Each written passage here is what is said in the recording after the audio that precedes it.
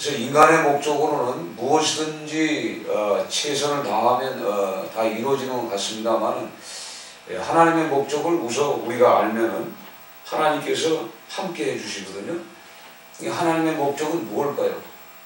하나님의 목적은 간단하게 성경은 창세기부터 요한계시록 죄에서 구원입니다. 용서를 통해서 구원받는 겁니다.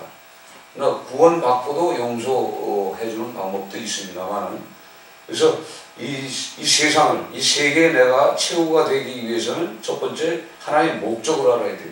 하나님의 목적은 구원의 관계가 있습니다.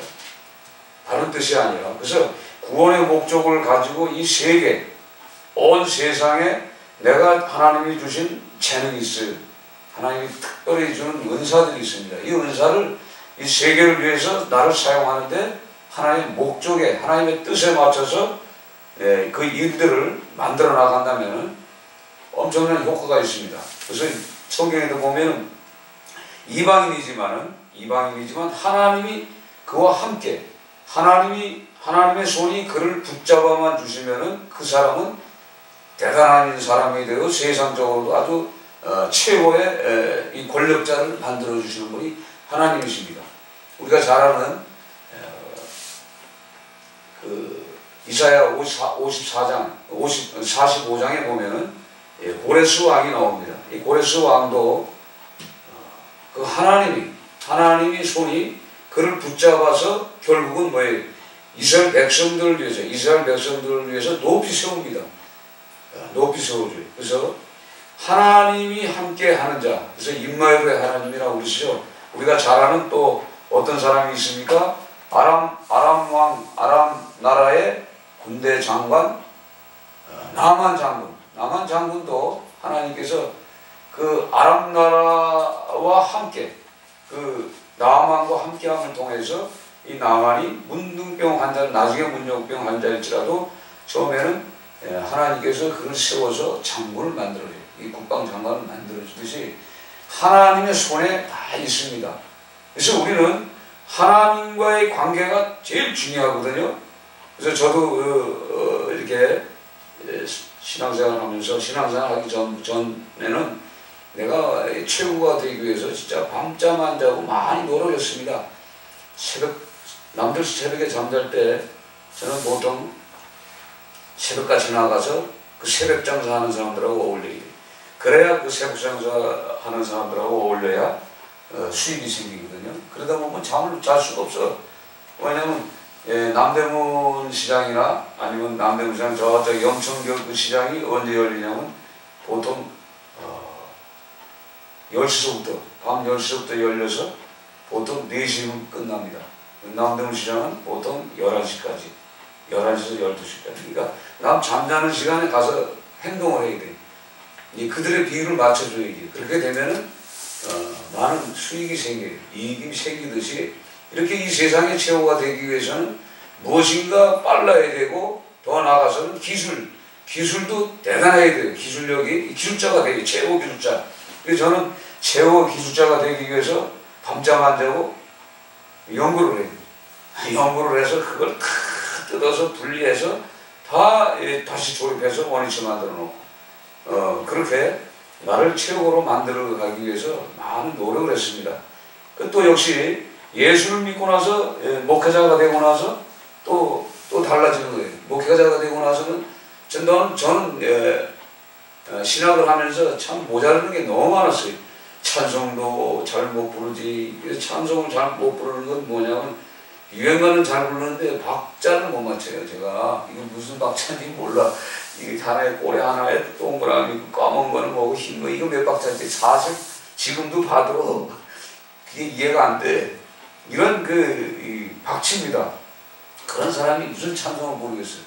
맨날 구사리 먹고 그러다 보면은 이 카세트 하나에다가 테이프 찬송가를 담아가지고 산에 가서 매일 듣기만 하는 거예요. 듣기만 하면 그게 이 머리에 이게 들어와요. 그 잘 부르는 사람들의 찬송을 들어보면은 은혜가 되고 감동이 와요. 성령의 감동이 와요. 어디 기도원이나 어느 집회 이렇게 가보면 처음 듣는 복음송 가지고는 탁 듣는 순간에 마음을 확 열리는 찬송들이 있어요. 그런 찬송은 그건 내 거예요. 그거는 하여간 뭐 죽기 살기로 배우죠. 이렇게 열심히 최대한 일을 해서 난 최고가 되겠다. 찬송에도 최고. 그래서 요즘도 이렇게 기도를 할 때 그러죠. 손을 들고서 말씀이 나팔이 되게 하시고, 기도의 나팔이 되게 하시고, 찬송의 나팔이 되게 하시고, 또 뭐가 있습니까? 요즘은 또 병든 사람들이 많잖아. 그래서 치유에 나팔이 되게 해달라고 이 기도를 해요. 기도하면 또 기도한 대로 하나님 들어주세요. 또 어떨 때는 손을 들고서 이 손이 주님의 손이 되어서서, 내 손이 아니고 주님의 손이 되어서서 치유하는 손이 되게 없어서, 이게 기도를 합니다. 그렇게 되면은 그 기도가 응답이 돼서 그렇게 만들어져 가고 있어요. 그래서 하나님의 목적은 뭐냐? 구원이거든요. 아까도 말씀드렸지. 이 구원에 오늘 이 성경의 제목이 뭐죠? 구원과 용서입니다. 전에는 이 말씀을 구원의 가치, 구원의 가치라는, 구원의 값이라는 이런 제목으로 말씀을 나눴는데, 오늘은 이 구원과 용서. 그래서 우리가 구원받았다는 것은 용서받은 거거든요, 사실은. 우리가 사람과의 이 관계 속에도 보면은 용서할 수 없는 부분들이 많이 있어요. 근데 제가 이 말씀의 은혜를 받은 거는, 제가 전에도 한번 말씀드렸어요. 이 설교를 준비하면서. 제가 이제 신학교를 다니면서 말씀을 이제 준비를 하죠. 오늘 수요일 날도 이제 신학을 갈 때가 있어요. 그러면 수요 설교를 해야 되는데, 강의를 듣기 전에 저는 설교 준비를 해요. 이 강사가 무슨 얘기를 하든가 저는 그 생각을 안 해요. 나는 오늘 내 목적이 오늘 설교를 해야 되겠는데, 근데 오늘 이 성경 이 말씀을 읽는 중에 여기서 뭔가 힌트를 얻었어요. 딱 보니까 용서.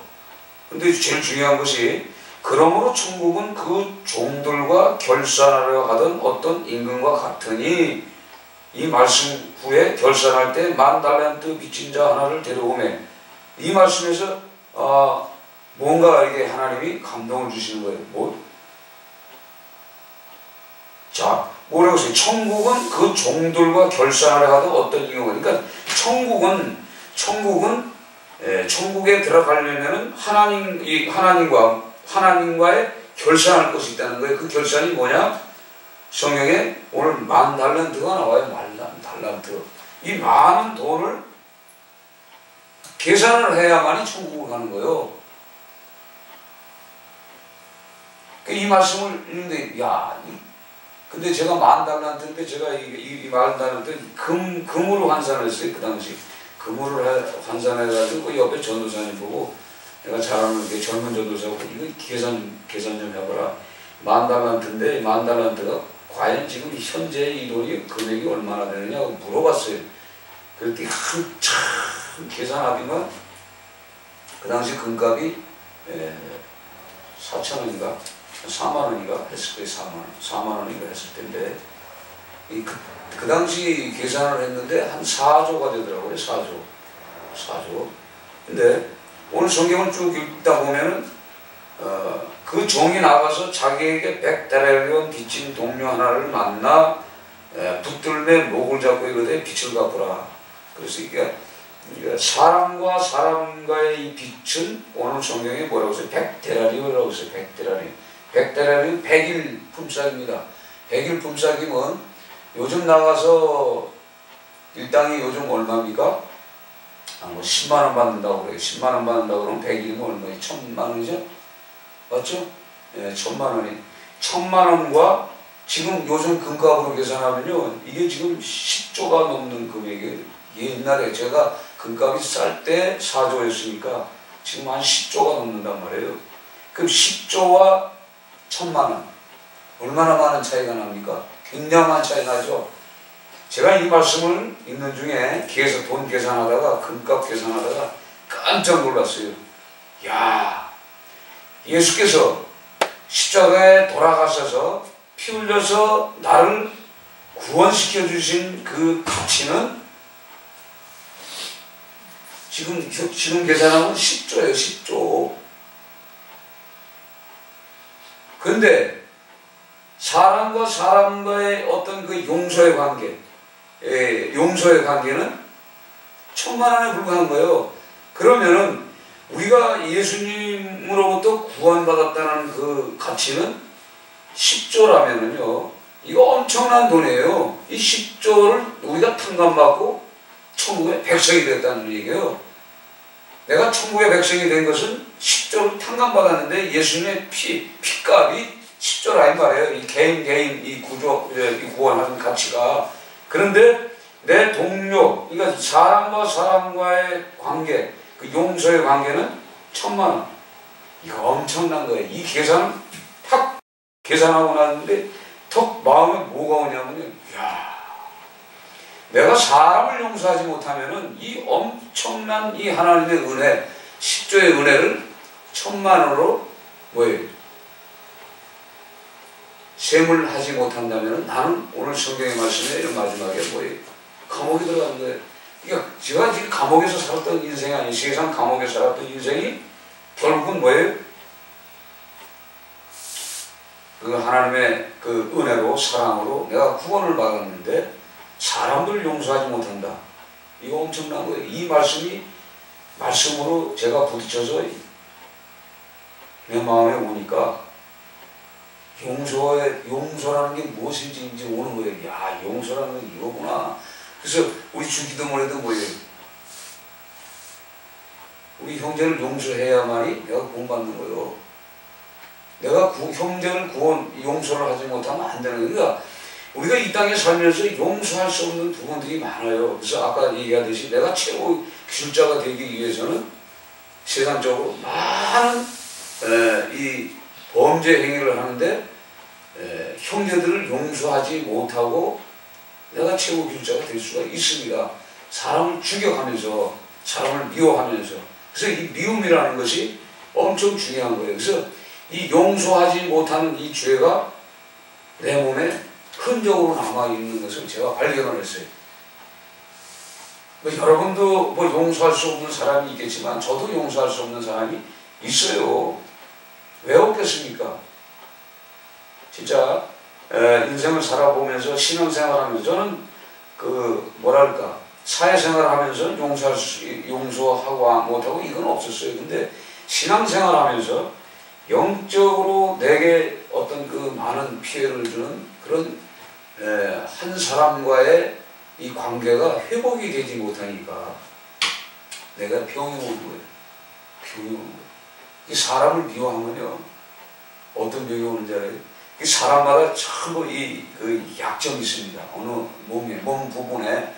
저는 어떤 부분에 약점이 있냐면 이 간에 약점이 있어요. 그러니까 분노, 미워하는 거, 분노하는 거, 화내는 거, 안색이 변하는 거는요, 저에게는 다른 사람은 다른 모습으로 와요. 저는 이 간으로 와요.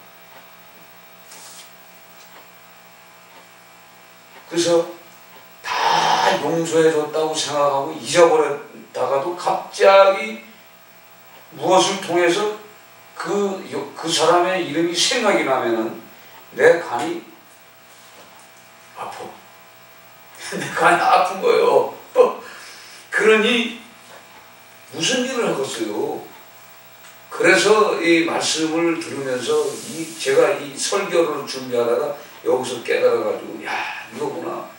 그래서 그 생각이 확 들어오면 그 막 미운 생각이 들어오고 내가 이렇게 돼 있는 상황이 그 사람 때문이다 생각하면 이 간이 그때부터 서서히 아파서요. 풍선처럼 이렇게 커지면서 열이 나기 시작하면서 폭발할 직전에 와버려요. 제가 그걸 많이 겪었어요. 어떨 때는 버스를 타고 달리다가도 갑자기 그 생각이 오면은 창문을 열고 그냥 어떻게 또 그냥 창문 밖으로 튀어나가고 싶은 생각이 확 오는 거예요. 순간적으로. 그때 어떻게 해야 돼요? 손을 탁 대고서 하나님 앞에 회개를 하는 거예요. 하나님 잘못했습니다. 내가 10조를 탕감받았는데 그 1,000,000원 때문에 내가 이 모양입니까? 이러는 거예요. 예? 그러니까 하나님부터 구원받은 액수는 내가 만들 수는 없잖아. 그렇죠? 그러나 사람과 사람의 관계는 항상 느끼는 거 아닙니까? 바로 그거거든요. 내가 구원받아서 내 이름 석자가 생명책에 기록됐다는 것은 한마디로 말해서 십조가 하늘에 쌓여진 거예요. 어떻게 보면은 이 땅에 살면서 내가 그 모든 용서, 죄, 하나님 앞에 얼마나 많은 죄인입니까? 저 자신을 이렇게 살펴보면 제가 하나님 앞에 얼마나 불충한 사람입니까? 얼마나 욕을 했습니까? 심지어는 주먹을 쥐고 저는 내 삶이 어렸을 때부터 나는 최고가 되기 위해서 많은 노력을 하고 최선을 다한 사람이에요. 그러니까 하나님이 도와줄 수 없다. 저는 그렇게 생각해요. 예수 믿기 전까지만 해도 그랬던 사람이에요. 하나님이 어떻게 도와주냐 나를, 이렇게 생각했던 사람인데 신앙생활 하면서 하나님이 물질 주시는 하나님을 제가 만납니다. 진짜 하나님 물질 주시는 하나님을 만났어요. 그래서 그 하루하루의 삶 속에 하나님이 주시는 그 물질을 쉬면서 그걸 느끼는 거예요. 하나님 오늘도 주셨구나. 처음엔 그걸 못 느꼈는데 나중에는 하나님이 그러는 게, 그 전에 하나님이 물질 주는 사람이냐 사람이냐, 하나님이 물질 주는 인간이냐, 인간 아니라 그런 신이냐 이렇게 생각했던 내가 신앙생활하면서 하나님이 분명히 물질 주시는 그 하나님의 것을 인정하게 만드셨거든요. 그러면서 생각해보는 거야. 근데 내가 1000만원 때문에 저 사람을 용서하지 못하면 나는 다시 지옥의 백성이 된다는 생각이 오니까 용서하지 않고는 못 견디는 거예요.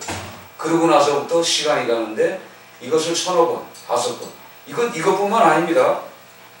제가 현장에 가서 일을 하다가도 우리가 이제 땀 흘려서 일을 하고 나면은 대가를 받아야 되지 않습니까? 대가를 분명히 받고서 일을 해야 돼요. 근데 대가를 받아야 되는데 이 대가를 제때 지불해 주는 사람이 없습니다.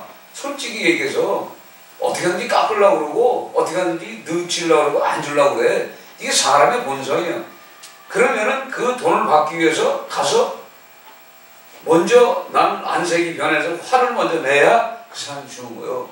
이런 습관적으로 살았던 사람이 신앙생활 하면서 이게 다 닦여지지가 않더라 이 말이에요. 그래서 신앙생활 하면서도 그런 것이 느끼는 거예요. 그러다 보면 영적인 공격을 받을 때가 있어요. 영적인 공격을 받으면은 그냥 그 자리에서 어쩔 수 없어. 내가 이 영적인 전쟁에서 내가 승리하냐 지느냐 굉장히 중요한 거예요. 영적인 전쟁에서 내가 지냐 이기냐 이거 엄청 중요한 겁니다. 영적으로 내가 지면은 나는 죽습니다. 살 수가 없어. 왜냐하면 영적인 이 공격이라는 것은 쉽게 얘기해서 사람은 선한 것 같은데 사람 속에 있는 악한 영을 마음에 담아서 집중적으로 나를 공격하면 사단이 나를 치고 들어오는 거예요. 이거 엄청난 겁니다. 이거를 하나님이 깨닫게 해줘서 이것 때문에 싸우는 거예요. 이것 때문에 어떨 때는 10년 이상을 싸웠어요. 저는. 이 싸움을 싸워서 승리하게 하시고 하나님께서 이제 너도 용서하라.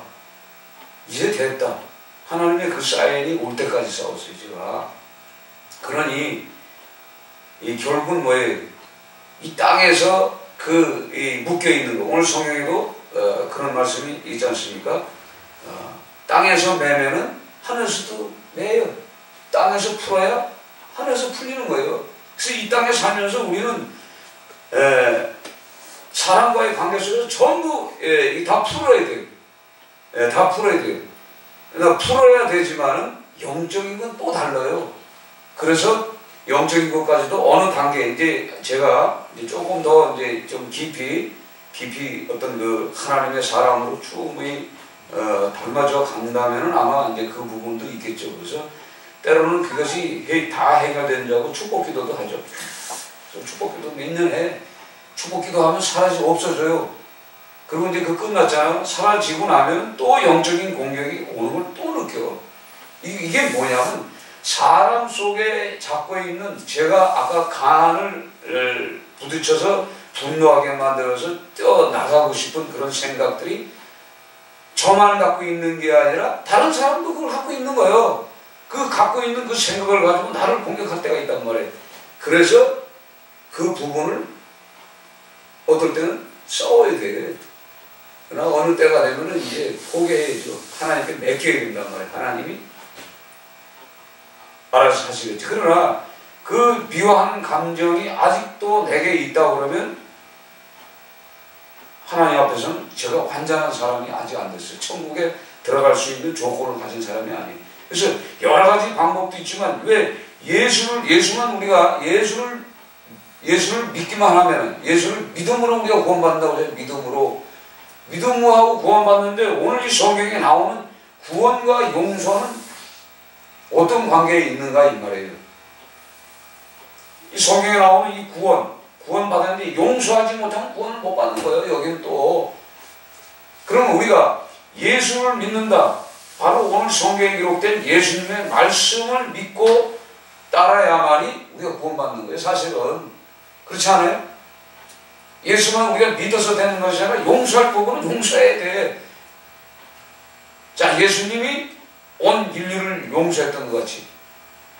그래서 예수님의 목적은 온 인류를 구원하는 것에 우리가 초점을 맞춰서 우리가 이 땅에 살면서 최고의 기술자 노릇을 해야 돼요. 그러니까 무슨 일을 하든 간에 이 구원의 목적, 온 세계를 구원시켜야 되겠다는 그런 목적을 가지고 아마 여러분들이 이 사회에서 무슨 일을 해야 될게요. 그저께 보니까 어떤 교회 교육자들을 모집하는데 아마 많이들 원서를 냈나 봐. 아마 보기에는 한 몇천 명을 낸 것 같아요. 그러니까 목사님 입장에서 참 안 된 거예요. 뽑기는 2명인가 뽑는데 몇천 명이 왔어요. 목사의 양심에도 찔리는 거지. 그렇죠? 그래서 이 교회에서 그런 게 있지 않습니까? 교회에서 그 영혼 살리기 위해서 하나님의 일에 헌신하라 신학교 가가지고 목회자가 되는 사람들이 많아요. 근데 정작 그 목회자가 가야 할 직장이 없는 거예요. 그렇지 않아요? 그러니까 직장이 없으니까 이 목회자들이 지금 뭐 하고 있어요? 신학교 나와서 목사 안수를 받는데 다 쉬고 있단 말이에요. 그래서 제가 요즘 그 생각을 하면서 이것도 중요하지만 하나님이 내게 맡겨준 그 현장 그 직장에서 선교사로서 전도인으로서 목회자로서 이런 삶을 살아야 되지 않을까 이 생각을 하는 거예요. 그러니까 그것은 뭐예요? 구원의 목적에 맞추는 거죠. 온 세계를 인류를 구원하기 위해서 어떤 사람은 노래를, 어떤 사람은 건축, 어떤 사람은 생물학을, 어떤 사람은 여러 가지 그런 학문, 지식, 이게 다 뭐예요? 구원의 관계가 있는 거예요. 그러니까 하나님의 구원의 목적에 우리가 사이클을 맞춰서 일을 하신다고 그러면은 아마 하나님께서 얼마나 기뻐하시겠어요. 그러니까 우리는 어느 현장에 가서 그 일을 감당해야 돼. 하나님의 목적이 구원이니까 구원 바깥에서 나의 욕심을 위해서 어떤 부를 누리면 되지 않거든요. 그래서 구하라, 찾으라, 문을 두드리라. 성경에 그렇게 말씀이 있잖아요. 그 의미가 뭘까? 근데 결론은 뭐예요? 그렇게 구하면 성령을 주시지 않겠느냐 이렇게 나오는 거예요. 성령은 뭐예요? 하나님의 목적이 우리 안에 들어와서 하나님의 목적이 구원인 것처럼 우리는 그 모든 인류를 위해서 구원해야 할 그 목적을 두고 우리가 살아야 되거든요. 그래서 이 용서의 단계가 우리가 꼭 필요한 거예요. 용서하지 않으면은 뼈가 상하고 마음이 상하고 피가 탁해지고 병이 들어요. 그래서 이 환자들을 제가 보면은 저는 이 치유에 최고가 되어야 되겠다는 생각을 갖고 있는 사람이에요. 병든 사람은 어떻게 하든가 고쳐야 되겠다는 그것이 나의 어떤 그런 마음이 있어요. 왜냐하면 그걸 통해서 저들을 구원해야 되겠다는 생각. 때에 따라서는 찬송을 통해서 저들의 영혼을 살려야 되겠다. 아니면 말씀을 통해서 저 영혼들을 살려야 되겠다는 것이 그 생각이 뭐예요? 최고가 되기 원하는 거예요. 이 구원의 목적을 두고 그 틀을 두고서 우리가 일을 하면 하나님께서 함께 하시는 거예요. 그러니까 하나님이 이 땅의 그 모든 인류들을 보면은 하나님의 선지자들이나 하나님의 종들을 불러서 사용할 때 보면은 때가 어느 때냐면 전부 악하고 그 이스라엘 백성들이 심판의 때, 어려움을 당하는 그때, 고난당하는 그때 항상 이 선지자들을 하나님이 부르십니다. 그래서 하늘문을 여시는 거예요. 성경에 보면 하늘문을 여는 사건을 보면은 그때 그 당시에 아주 이 그리스도인들이 하나님 앞에 굉장한 범죄 행위를 했을 때, 그래서 심판의 심판의 때, 그래서 어려움을 겪는 그 시기에 꼭 하늘문을 여세요. 그래서 종들에게 그걸 하늘문에 보여준 그 그림을 통해서 그 일들을, 사역을 감당하기 위해서 하나님이 그때마다 이 선지자들을 들어쓰는 것을 성경에 많은 기록을 해 나갑니다. 심지어는 우리가 베드로를 보면은 베드로가 그 배가 고픈데 기도하다가 이제 밥을 만드는 그 순간에 기도하러 지붕에 올라가서 기도하다가 환상이 보이잖아요. 그 먹어서 되지 않을 그런 이 보자기에 쌓여 있는 그런 그 벌러지 같은 것들, 그 흉측한 것들을 보여주잖아요. 그걸 자꾸 하나님 먹으라고 돼. 그걸 어떻게 먹어요? 거룩한 예수 믿는 우리가 어떻게 저걸 먹습니까? 그러나 세 번 내려오면서 그거 먹어라. 그게 뭐냐? 이방인들이 더럽다고 생각하지 말고 그들을 구원하라고 해서 결국은 우리가 잘 아는 그 부자 누굽니까? 이방인? 결국은 하나님께서 만나게 해주잖아요. 그래서 그 가정에 성령 세례를 내리는 그런 역사, 이런 것을 통해서 보면은 다 보면 구원의 이 목적 초점을 둬야 돼요. 그래서 우리가 무엇을 하든가 이 땅에서 최고가 되는데 무엇을 하든가 어느 현장이든 간에 구원의 목적을 두고 여러분들이 최선을 다하시면 거기에 대한 대가로 하나님께서 크게 사용을 해 주십니다. 그래서 우리는 이 용서라는 것을 우리가 깊이 생각해요. 저는 또 한번 말씀드렸을 거예요. 보면은 이 환자들을 이렇게 보면은 대개 혈액암, 그러니까 뭐라고 그래요? 골수암 내지는 이게 뭐죠? 백혈구 수치가 줄어가는 게 무슨 암이죠? 백혈병. 이 백혈병이라는 것이 바로 용서하지 못한 거에서 오는 거예요. 저도 깜짝 놀랐어요. 사람을 용서하지 못하는데 어떻게 백혈병이 생기느냐? 그래서 뼈가 상한다는 말이 성경에 기록된 말씀 그대로요. 그래서 사람을 용서하지 못하면 뼈가 상하는 거예요. 뼈가 상하면은 뼈가 상함을 통해서 피가 예수 그리스도의 피가 생기지 않고 말씀의 피가 생기지 않고 용서의 피가 생기지 않고 악한 피가 생기기 때문에 모든 기능이 다 마비가 되는 거예요. 이게 굉장히 중요한 거더라고요. 그래서 백혈병 환자를 내가 기도하면서 거기서 제가 너무나 큰 걸 깨달았어요. 이야, 바로 이 병이구나. 그래서 여러분들 혹시 손으로 뼈를 만져서 뼈가 아프잖아요? 그럼 내가 아직 용서 못하는 게 있어. 알았습니까? 아주 진단은 정확하게 나오는 거예요.